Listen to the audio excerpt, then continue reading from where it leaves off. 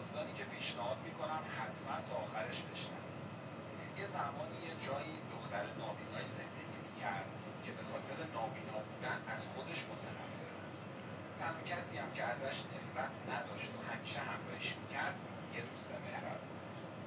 اون دختر بارها گفته بود که اگه میتونستم با چشمام دنیا رو ببینم حتما با تو ازدواج میکردم. گذشت تا یه روزی یه جفت چشم به این دختر اهدا شد تا پیوند بزنه. حالا دیگه اون دختر میتونست همه چی رو ببینه، از جمله هم دوست مهربون و وفادارشون. اون دوست به دختر گفت حالا که میتونی دنیا رو ببینی با من ازدواج میکنی؟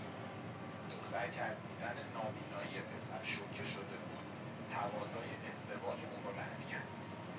پسر با دل شکسته و چشمایی که ازش دور شد و مدتی بعد نامه‌ای با این مضمون برای دختر نوشت: هر جا هستی فقط مراقب چشمای من باش. فکر کنم پیام این داستان کاملا مشخصه. خیلی از ماها وقتی شرایط